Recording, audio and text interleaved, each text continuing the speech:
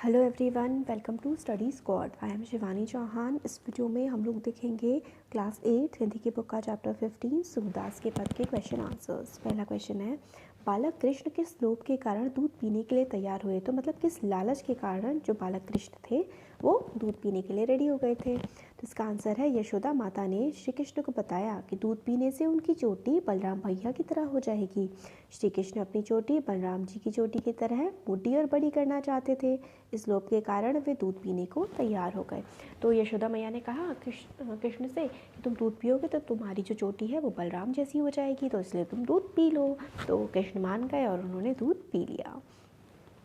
Next है, श्री कृष्ण अपनी चोटी के विषय में क्या क्या सोच रहे थे। तो इसका आंसर है, श्री कृष्ण अपनी चोटी के विषय में सोच रहे थे कि उनकी चोटी भी बलराम भैया की तरह लंबी और मोटी हो जाएगी, फिर वह नागिन जैसी लहराएगी। तो सोच रहे थे उनकी चोटी मोटी हो जाएगी और फिर नागिन जैसी लहराएगी। नेक्स्ट है, दूध की तुलना में श्री कृष्ण कौन से खाद्य पदार्थ को अधिक पसंद करते हैं। तो दूध की तुलना में श्री कृष्ण मक्खन की रोटी को अधिक पसंद करते हैं। नेक्स्ट क्वेश्चन है, तौही पूत अनोखी जाए पंक्तियों में ग्वालन के मन में कौन से भाव मुखरित हो रहे हैं।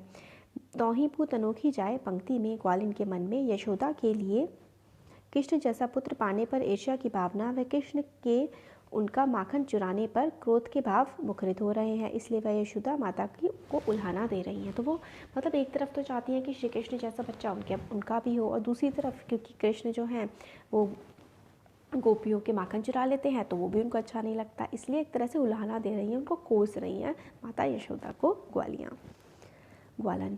क्वेश्चन 5 है, मक्खन चुराते और खाते समय श्री कृष्ण थोड़ा सा मक्खन बिखरा क्यों देते हैं। तो खाते हुए थोड़ा सा मक्खन क्यों गिरा देते हैं। तो इसका आंसर है, श्री कृष्ण को माखन ऊंचे टंगे छीकों से चुराने में दिक्कत होती थी, इसलिए माखन गिर जाता था तथा चुराते समय वे आधा माखन खुद खाते थे और आधा अपने सखाओं को खिलाते थे, जिसके कारण माखन जगह जगह ज़मीन पर गिर जाता है। तो एक तो ऊंचे पे टंगा होता है तो थोड़ा खाते खाते गिर जाता है, और अपना आप भी खाते थे और अपने फ्रेंड्स को भी खिलाते थे तो भी माखन नीचे गिर जाता था।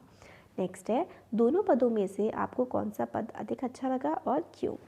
देखिए इसका आंसर है, दोनों पदों में प्रथम पद सबसे अच्छा लगता है, क्योंकि यहाँ बाल स्वभाववश बाहर श्री कृष्ण दूध पीने में आनाकानी करते हैं। तब एक दिन माता यशोदा ने प्रलोभन दिया कि कान्हा तू नित्य कच्चा दूध पिया कर, इससे तेरी चोटी दाऊ बलराम जैसी मोटी हो जाएगी। मैया के कहने पर कान्हा दूध पीने लगे। अधिक समय बीतने पर श्री कृष्ण अपने बालपन के कारण माता से अनुनय विनय करते हैं कि तुम्हारे कहने पर मैंने दूध पिया, फिर भी मेरी चोटी नहीं बढ़ी। उनकी माता से उनकी नाराज़गी व्यक्त करना, दूध ना पीने का हट करना, बलराम भैया की तरह चोटी पाने की हट करना हृदय को आनंद देता है। इसमें कृष्ण कहते हैं कि आपने तो कहा था मैया कि मेरी चोटी जो है बलराम भैया जैसी मोटी हो जाएगी, मैं तो कब से दूध पी रहा हूँ पर मेरी तो चोटी मोटी ही नहीं हुई, आप तो मेरे से झूठ बोल रही थी। इस तरीके की बातें जो हैं श्री कृष्ण अपनी माता से कहते हैं, तो ये सब अच्छा लगता है। नेक्स्ट क्वेश्चन है, दूसरे पद को पढ़कर बताइए कि आपके अनुसार उस समय श्री कृष्ण की उम्र क्या रही होगी। तो दूसरे पद में क्या एज रही होगी कृष्ण की। तो दूसरे पद को पढ़कर लगता है कि उस समय कृष्ण की उम्र 4 से 7 साल रही होगी, तभी उनके छोटे छोटे हाथों से सावधानी बरतने पर भी माखन बिखर जाता है। जो 4 से 7 साल उनकी एज रही होगी, तो इसलिए वो छोटे छोटे हाथों से माखन पकड़ते तो हैं, कोशिश करते हैं उसको खा ले, बट वो गिर ही जाता है। तो ये थे इसके क्वेश्चन आंसर्स। Thank you.